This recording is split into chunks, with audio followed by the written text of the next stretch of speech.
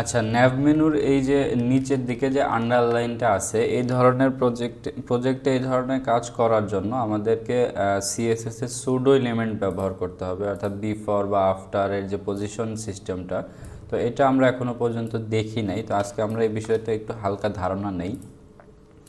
Before এবং আফটারে আমরা suppose ধরেন এখানে, আচ্ছা এটার বাইরে আমরা একটা হেডিং নিলাম এইচ অন দিয়ে, ওকে হ্যালো হেডিং।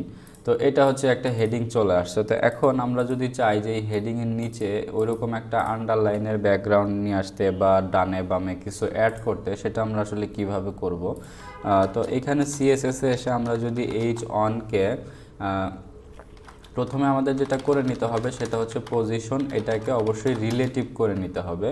তো এরপরে আমরা এই যে এইচ অন, এইটার বিফোরে বা আফটারে কোনো কন্টেন্ট বা শেপ তৈরি করতে পারি। সেটা কিভাবে দেখেন, তো এইচ অনকে ডাবল কোলন দিয়ে আপনি এখানে যদি আফটার লেখেন এবং এর ভেতরে যদি আমরা কন্টেন্ট দিয়ে, এটা হচ্ছে কন্টেন্ট ফাঁকা, অর্থাৎ এখনও পর্যন্ত কিছু নাই,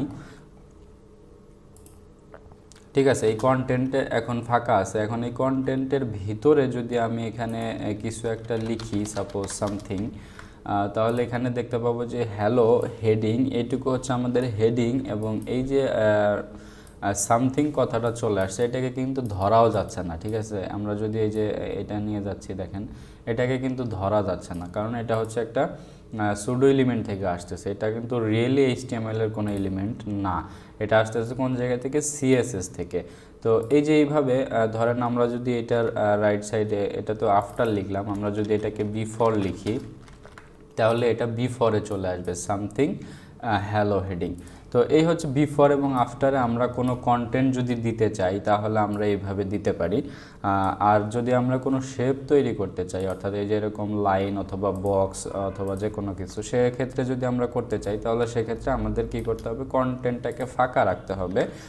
এবং অবশ্যই কন্টেন্টটা যদি ফাঁকা থাকে তাহলে অবশ্যই এই কন্টেন্টে পজিশন অ্যাবসোলিউট কথাটা লিখে রাখতে হবে। আদারওয়াইজ আপনি যত সিএসসি লেখেন না কেন, এটা বিফোরে বা আফটারে কোনো ইফেক্ট ফেলবে না। তো আমরা কন্টেন্ট যেহেতু ফাঁকা আছে সেহেতু পজিশনটা এটাকে অ্যাবসোলিউট করে ফেললাম, এবং এখন আমরা ডিজাইন করব যে আমরা আসলে কি চাচ্ছি। সাপোজ ধরেন আমরা উইথ হচ্ছে যদি আমরা দিই একটা শেপ তৈরি করতে চাচ্ছি, সেটার উইথ হবে 30 পিক্সেল, হাইট হবে 30 পিক্সেল, এরপরে ব্যাকগ্রাউন্ডে কালার হবে মনে করেন রেড। হ্যাঁ, তো এটা দিলেও ওই যে দেখেন ব্যাকগ্রাউন্ডে বিফোরে একটা ইয়া তৈরি হয়ে গেছে, সেটা হচ্ছে 30 পিক্সেল করে নিচে, এবং ব্যাকগ্রাউন্ড কালারটা হচ্ছে রেড। তো এটা হচ্ছে বিফোরে তৈরি হয়ে গেছে। এখন যেহেতু এটা পজিশন অ্যাবসোলিউট করা এবং এটা যার ভেতরে আছে, অর্থাৎ এই বিফোর এই এলিমেন্টটা আছে কিন্তু এইচ অনের সাপেক্ষে, তাই না? তাহলে আমরা কিন্তু এটাকে যে কোনো জায়গায় নিয়ে যাইতে পারবো। সাপোজ আমরা তো এটাকে টপ থেকে 0 করতে পারি, আমরা এটা রাইট থেকে 0 করতে পারি, তাহলে এটা একদম রাইটে চলে গেছে। এর কারণ কি, এইচ ওয়ান কিন্তু নর্মালি ফুল উইথ নিয়ে থাকে। তো আমরা যদি এইখানে ইন্সপেক্ট করে দেখি, এই যে দেখেন এইচ ওয়ান কিন্তু ফুল উইথ নিয়ে থাকে, যার কারণে সে এইচ ওয়ান শুরু হয়েছে কোন জায়গায়, একদম এক্স্যাক্টলি শেষ হয়েছে একদম এক্স্যাক্টলি রাইট সাইডে, সে ওখান থেকে শুরু হয়েছে। তো এই বক্সটা, তো এখন আমরা যদি এইচ অনকে বলি যে না ফুল উইথ নেওয়া যাবে না, তোমার যতটুকু জায়গা দরকার ততটুকুই নাও, ডিসপ্লে ইন লাইন ব্লক করে দিলাম, তাহলে কি হলো, এই বিফোর এলিমেন্টটা কিন্তু রাইট থেকে 0 হয়ে গেল। তো এইভাবে আমরা এই যে বিফোরে বা এটা যদি আমরা আফটারও লিখি তারপরেও এটা সেম থাকবে। কারণ কি, কারণ হচ্ছে আমরা পজিশন দিয়ে এটাকে টপ এবং রাইট পজিশনটা সিলেক্ট করে ফেলছি, যে ফিক্সড করে ফেলছি যে টপ থেকে এটা 0ই থাকবে, রাইট থেকে এটা 0ই থাকবে, সেটা বিফোর হোক অথবা আফটার হোক, যেটাই হোক না কেন।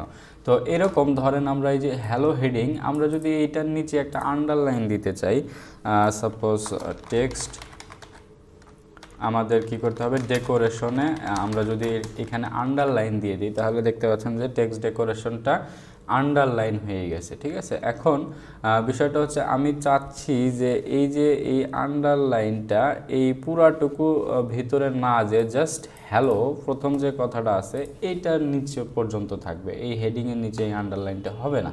তো সেক্ষেত্রে কিন্তু আমরা এই টেক্সট ডেকোরেশনটা আর ইউজ করতে পারবো না। তো টেক্সট ডেকোরেশনের কিন্তু চাইলে আমরা ব্যাকগ্রাউন্ড কালারও চেঞ্জ করতে পারি। এই যে টেক্সট ডেকোরেশন কালার যেটা আছে এইটা দিয়ে যদি আমরা এটাকে যদি রেড করে ফেলি তাহলে ডেকোরেশনের কালারটা কিন্তু ডেফিনেটলি চেঞ্জ হয়ে যাচ্ছে। কিন্তু টেক্সট ডেকোরেশনে আমরা যেটা করতে পারবো না সেটা হচ্ছে এটা হচ্ছে একটা লিনিয়ার গ্রেডিয়েন্ট, অর্থাৎ এটা কিন্তু লিনিয়ার গ্রেডিয়েন্ট মানে কি, আমরা এর আগে দেখছি লিনিয়ার গ্রেডিয়েন্ট হচ্ছে ব্যাকগ্রাউন্ড ইমেজের প্রপার্টির ভিতরে থাকে, তাই না? এটা এক ধরনের ইমেজ। কিন্তু এইখানে আন্ডারলাইনে আমরা কিন্তু ইমেজ ব্যবহার করতে পারি না, আমরা আন্ডারলাইনে নর্মালি কালার ব্যবহার করতে হয়। ইমেজ ব্যবহার করতে গেলে আমাদেরকে অনেক ট্রিকি ওয়ে অবলম্বন করতে হবে, আমরা ওই দিকে না যাই। তো আমরা যেটা করব সেটা হচ্ছে এই আন্ডারলাইন এখানে আমরা দিলাম না, এখানে না দিয়ে আমরা এই যে আফটারে যে কন্টেন্টটা তৈরি করছি এইটাকে আমরা ওই রকম লাইন বানায় ফেলি। সেটা কিভাবে, উইথ ধরেন আমরা দিলাম 100 পিক্সেল, আর একটু বাড়ায় দিই 150 পিক্সেল, ওকে, এবং হাইট দিলাম মনে করেন 2 পিক্সেল। ওকে, এটা একটা লাইন হয়ে গেল, কিন্তু আমরা আরও বাড়ায়ও দিতে পারি 6 পিক্সেল এরকম। এবং এইটাকে আমরা টপ থেকে 0 না করে এটাকে যদি আমরা বটম থেকে 0 করি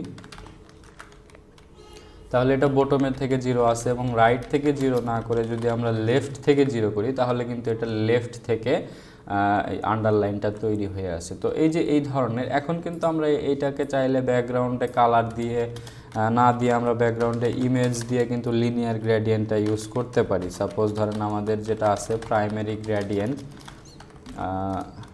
হ্যাঁ এই যে এটা প্রাইমারি গ্রেডিয়েন্ট, এটা যদি আমরা এখানে কল করে দিই তাহলে দেখতে পাচ্ছেন এই যে আন্ডারলাইন নিচে হয়ে গেছে, এটার কিন্তু কালারটাও চেঞ্জ হয়ে গেছে। আমরা এটাকে যদি ফুল আন্ডারলাইন করতে চাই তাহলে আমরা কি করব, উইথে 150 পিক্সেল, এটা মানে ফিক্সড না করে আমরা উইথে 100% দিয়ে দিতে পারি। তাহলে কি হবে, কন্টেন্ট যতটুকু ততটুকুই একদম 100% এক্স্যাক্টলি লাইনটা হয়ে যাবে, এবং ব্যাকগ্রাউন্ডে কিন্তু প্রাইমারি গ্রেডিয়েন্ট কালারটা চলে আসছে। আমরা এটাকে বিফোর বা আফটার এরকম দিতে পারি। এটা তো বিফোরে দিলাম, আমরা সেম জিনিসটা কিন্তু আবার আফটারও ইউজ করতে পারবো, মানে একই সাথে বিফোর এবং আফটার দুইটাই ইউজ করতে পারবো। তো আফটার দিয়ে আমরা এটাকে যদি বটম থেকে 0 না করে আমরা টপ থেকে 0 করে ফেলি তাহলে উপরে নিচে দুই দিকে কিন্তু আন্ডারলাইনটা চলে আসছে। তো এইভাবে আমরা বিফোর এবং আফটার এলিমেন্টটা ব্যবহার করতে পারবো। আফটার এলিমেন্ট ব্যবহার করে আমরা এই ধরনের যদি কাজ কখনো দরকার পড়ে শেপ, এটা আমরা করতে পারবো। তো এই সেম জিনিসটাই আমরা এইখানে করব, ঠিক আছে, হোম, অ্যাবাউট, সার্ভিস, এরপর হচ্ছে কন্ট্যাক্ট। তো আমরা তো এটা দেখলাম, তো এটা আমরা আপাতত রিমুভ করে দিচ্ছি। আচ্ছা থাক, এটা সমস্যা নেই,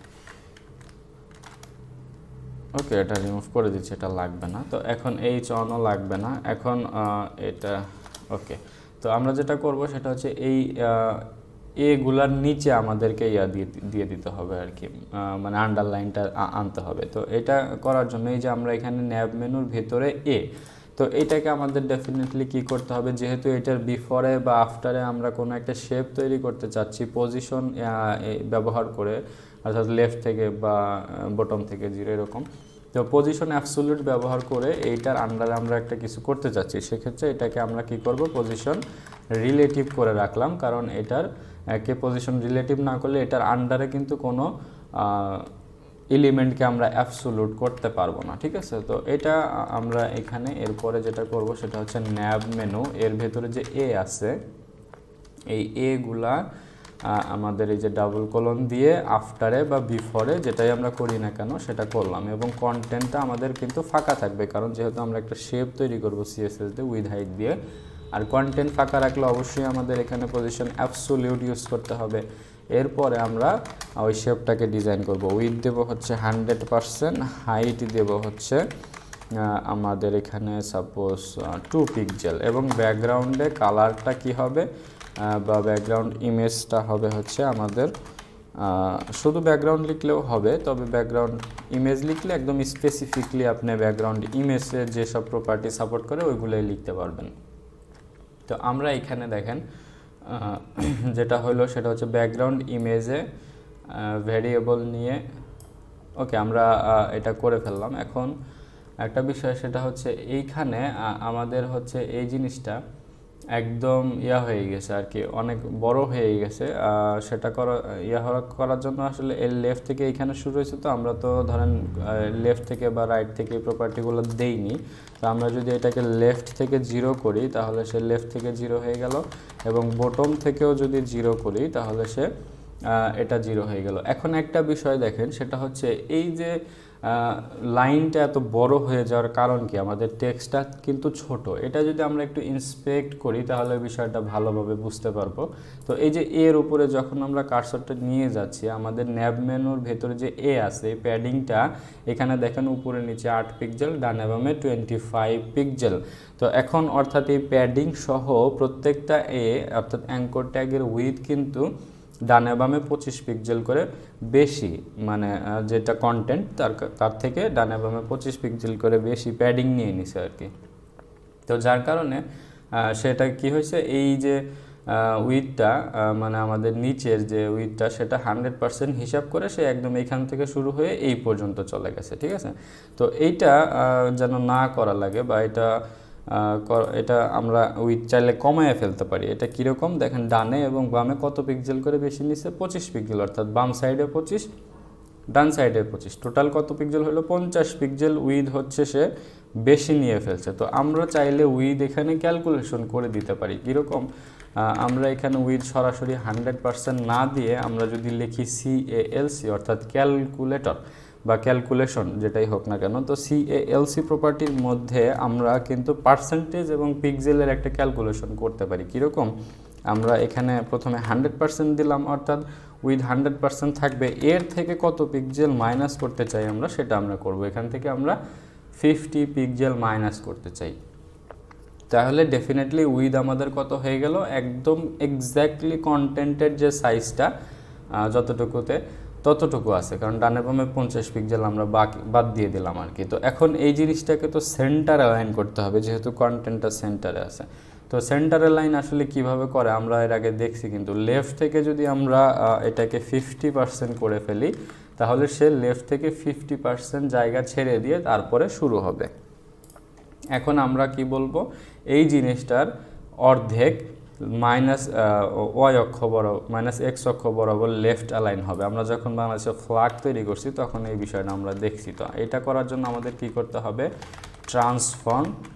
ট্রান্সলেট এক্স অক্ষ বরাবর মাইনাস কত পার্সেন্ট হবে, 50% হবে। অর্থাৎ এই যে এইটার মানে এই জিনিসটার ফুল উইথ যতটুকু তার অর্ধেক মাইনাস এক্স অক্ষ বরাবর হয়ে যাবে।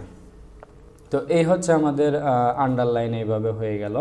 তো এটাকে আমরা আরও ইফেক্ট দিতে পারি, এবং সেটা আমরা নেক্সট এপিসোডে দেখব যে কিভাবে এটাকে আরও ইফেক্ট দেওয়া যায়, এবং একটা ন্যাভ মেনু আসলে প্রজেক্টের ভেতরে কিভাবে স্ট্যান্ডার্ড ওয়েতে করা যায়।